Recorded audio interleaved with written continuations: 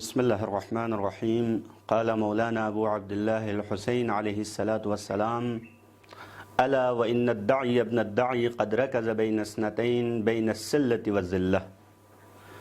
مولا امام حسین علیہ الصلاۃ والسلام نے فرمایا کہ آگاہ ہو جاؤ کہ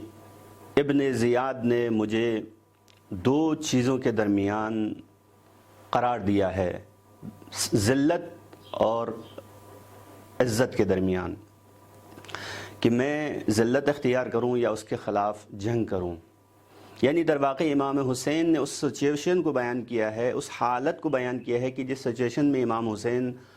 پڑ گئے تھے، یعنی وہ تاریخی موڑ، وہ تاریخی دور رہا کہ جہاں پر امام حسین کو یہ فیصلہ کرنا تھا کہ میں ذلت اختیار کر کے یزید کی بیعت کروں یا پھر عزت کی شہادت حاصل کروں۔ یعنی در واقع یزید کے مقابلے میں ڈٹ جانا اور یزید کے سامنے تسلیم ہونا، یہ در واقع وہ دوراہا تھا کہ جہاں پر سن 61 ہجری میں، سن 60 ہجری میں مسلمان جس دوراہے پر کھڑے تھے، وہاں پر امام حسین علیہ الصلوۃ والسلام نے فیصلہ کرنا تھا، اور فیصلہ کرتے ہوئے آخر میں امام نے فرمایا کہ ہے ہاتھ من الذلہ،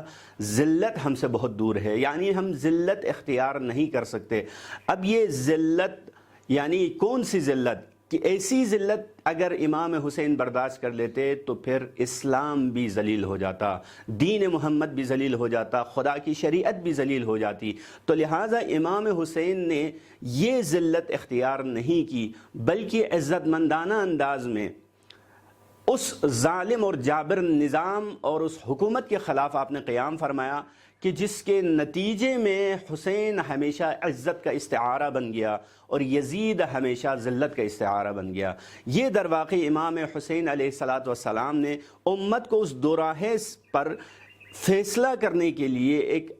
مشورہ دیا تھا، در واقع ایک ہنٹ دی تھی امام نے امت کو، یہ راہ دکھایا تھا کہ ایسے دو راہے پر اگر انسان قرار پائے تو پھر وہاں پر انسان کو کیا فیصلہ کرنا چاہیے۔ لہٰذا امام حسین نے عزت کی موت کو ذلت کی زندگی پر فوقیت دی۔ والسلام علیکم ورحمۃ اللہ وبرکاتہ۔